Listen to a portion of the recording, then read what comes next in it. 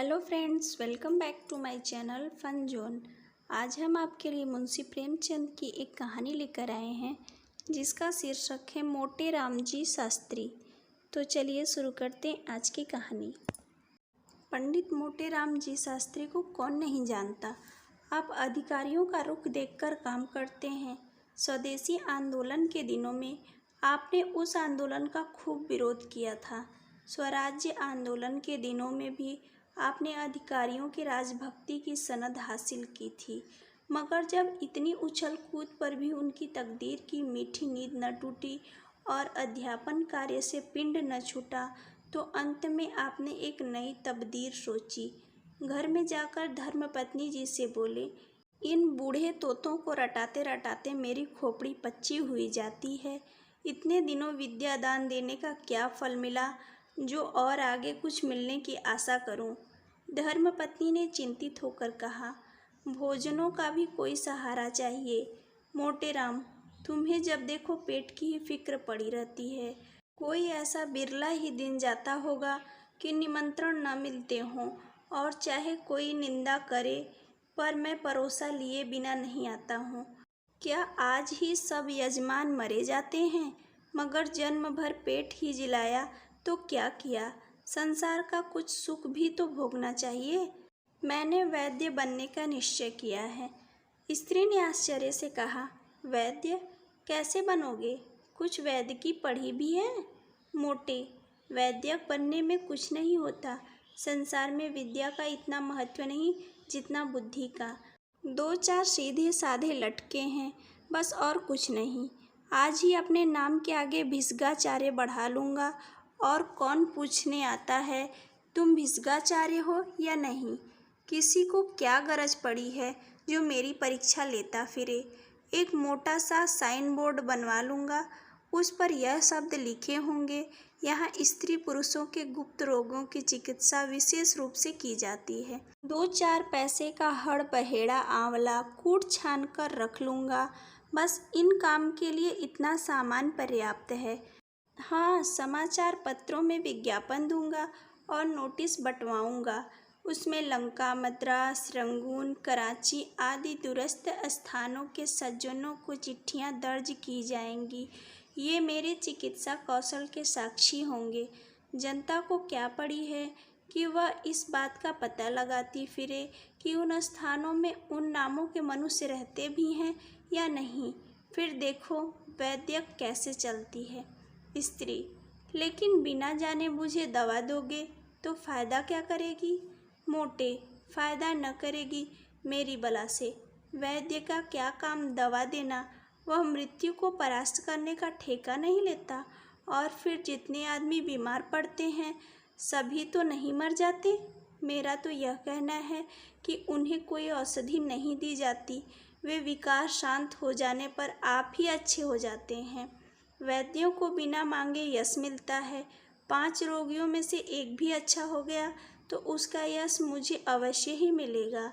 शेष 4 जो मर गए वे भी निंदा करने थोड़ी ही आवेंगे। मैंने बहुत विचार करके देख लिया, इससे अच्छा कोई काम नहीं। लेख लिखना मुझे आता ही है, कवित्त बना ही लेता हूँ। पत्रों में आयुर्वेद महत्व पर 2-4 लेख लिख दूंगा। उनमें जहाँ तहाँ 2-4 कवित्व भी जोड़ दूंगा, और लिखूंगा भी जरा चटपटी भाषा में। फिर देखो कितने उल्लू फंसते हैं। यह न समझो कि मैं इतने दिनों केवल बूढ़े तोते ही रटाता रहूँगा। मैं नगर में सफल वैद्यों की चालों का अवलोकन करता रहता हूँ, और इतने दिनों के बाद मुझे उनकी सफलता के मूल मंत्र का ज्ञान हुआ है। ईश्वर ने चाहा तो एक दिन तुम सिर से पांव तक सोने से लदी होगी। स्त्री ने अपने मनोल्लास को दबाते हुए कहा, मैं इस उम्र में भला क्या गहने पहनूंगी? न वह अभिलाषा ही है। पर यह तो बताओ, तुम्हें दवाएं बनाने भी तो नहीं आती। कैसे बनाओगे? रस कैसे बनेंगे? दवाओं को पहचानते भी तो नहीं हो। मोटे, प्रिय, तुम वास्तव में बड़ी मूर्ख हो। अरे वैद्यों के लिए इन बातों में से एक की भी आवश्यकता नहीं। वैद्य की चुटकी की राख ही रस है, भस्म है, रसायन है। बस आवश्यकता है कुछ हाट बाट की। एक बड़ा सा कमरा चाहिए, उसमें एक दरी हो, ताकों पर 10-5 शीशी बोतलें हों, इसके सिवा और कोई चीज़ दरकार नहीं। और सब कुछ बुद्धि आप ही आप लेती है। मेरे साहित्य मिश्रित लेखों का प्रभाव पड़ेगा, तुम देख लेना। अलंकारों का मुझे कितना ज्ञान है यह तो तुम जानती ही हो। आज इस भूमंडल पर मुझे ऐसा कोई नहीं दिखता जो अलंकारों के विषय में मुझसे पेश पा सके। आखिर इतने दिनों घास तो नहीं खोदी है। 10-5 आदमी तो कवि चर्चा के नाते ही मेरे यहाँ आया जाया करेंगे, बस वही मेरे दलाल होंगे। उन्हीं की मार्फत मेरे पास रोगी आवेंगे। मैं आयुर्वेद ज्ञान के बल पर नहीं, नायिका ज्ञान के बल पर धड़ल्ले से वैद्य करूँगा। तुम देखती तो जाओ। स्त्री ने अविश्वास के भाव से कहा। मुझे तो डर लगता है कि कहीं यह विद्यार्थी भी तुम्हारे हाथ से न जाए। न इधर के रहोगे न उधर के। तुम्हारे भाग्य में तो लड़के पढ़ाना लिखा है और चारों ओर से ठोकर खाकर फिर तुम्हें वहीं तोते रटाने पड़ेंगे। मोटे, तुम्हें मेरी योग्यता पर विश्वास क्यों नहीं आता?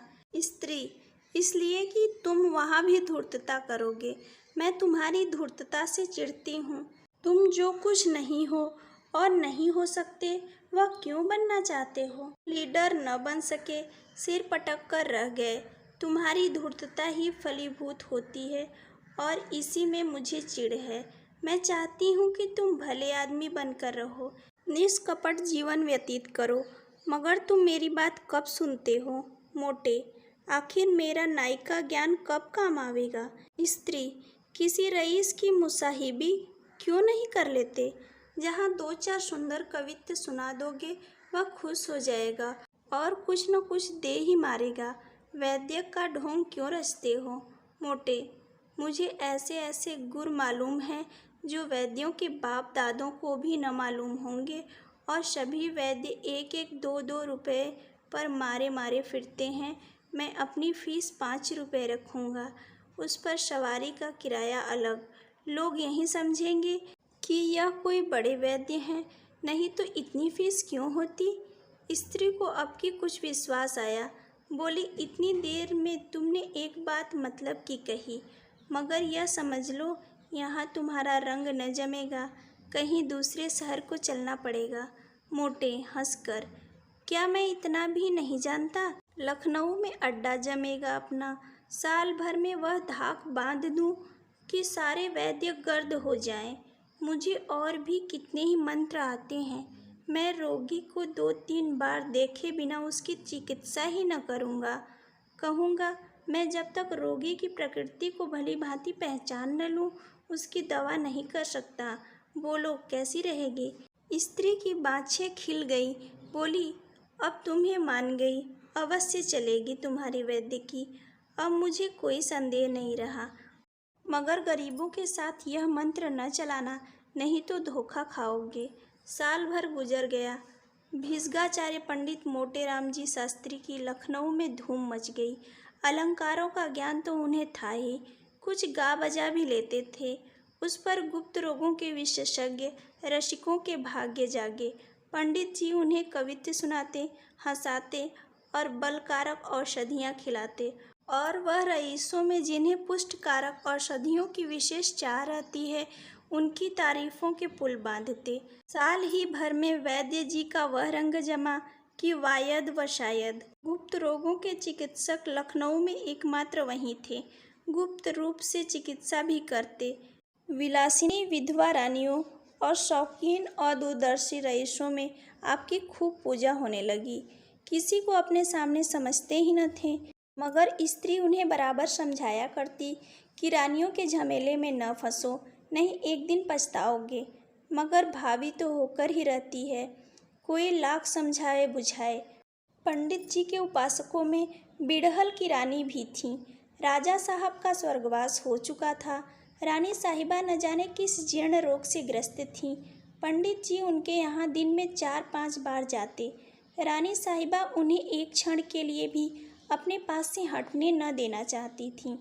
पंडित जी के पहुँचने में जरा भी देर हो जाती तो वह बेचैन हो जाती।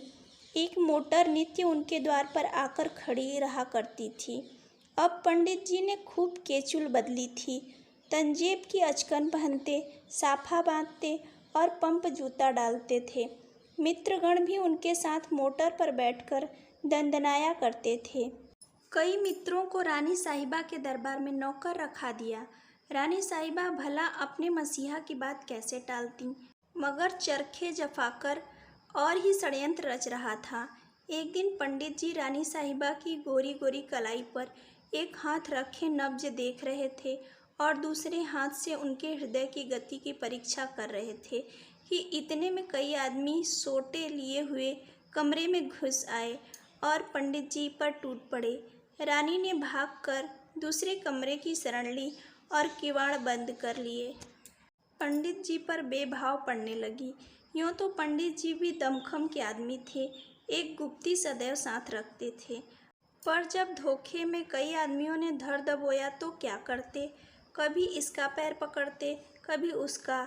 हाय हाय का शब्द निरंतर मुंह से निकल रहा था, पर उन बेरहमों को उन पर जरा भी दया न आती थी। एक आदमी ने एक लात जमाकर कहा, इस दुष्ट की नाक काट लो। दूसरा बोला, इसके मुख में कालिक और चूना लगाकर छोड़ दो। तीसरा, क्यों वैद्य जी महाराज, बोलो क्या मंजूर है, नाक कटवाओगे या मुख में कालिक लगवाओगे। पंडित, हाय हाय मर गया, और जो चाहो करो मगर नाक न काटो।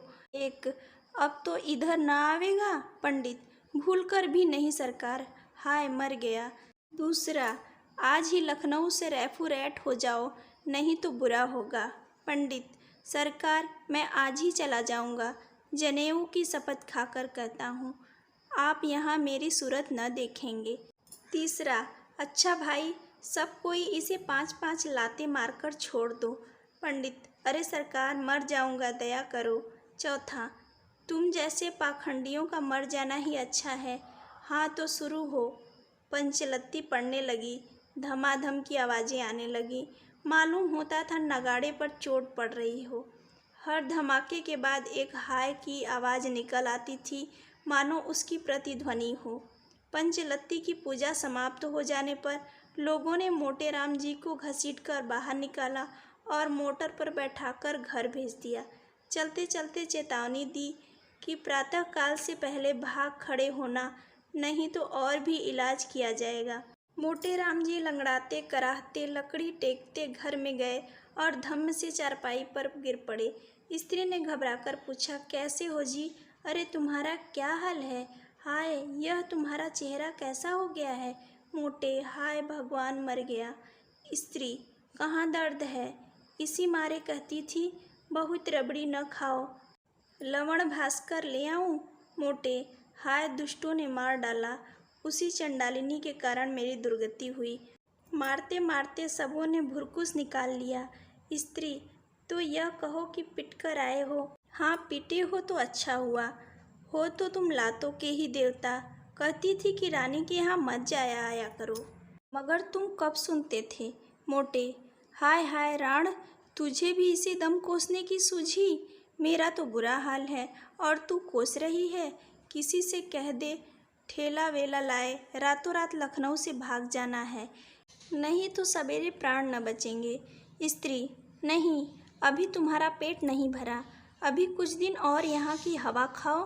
कैसे मज़े से लड़के पढ़ाते थे। हाँ नहीं तो वैद्य बनने की सूझी, बहुत अच्छा हुआ, अब उम्र भर न भूलोगे। रानी कहाँ थी कि तुम पिटते रहे और उसने तुम्हारी रक्षा न की। पंडित, हाय हाय वह चुड़ैल तो भाग गई, उसी के कारण। क्या जानता था कि यह हाल होगा, नहीं तो उसकी चिकित्सा ही क्यों करता। स्त्री, हो तो तुम तकदीर के खोटे, कैसी वैद्यकी चल गई थी, मगर तुम्हारी करतूतों ने सत्यानाश मार दिया। आखिर फिर वहीं पढ़ौनी करनी पड़ी, हो तकदीर के खोटे। प्रातःकाल मोटे राम जी के द्वार पर ठेला खड़ा था और उस पर असबाब लद रहा था। मित्रों में एक भी नज़र न आता था। पंडित जी पढ़े करा रहे थे और स्त्री सामान लदवा रही थी। कहानी को यहाँ तक सुनने के लिए धन्यवाद। अगर आपको ये कहानी अच्छी लगी हो तो हमारे चैनल फन जोन को सब्सक्राइब और वीडियो को लाइक करें। धन्यवाद।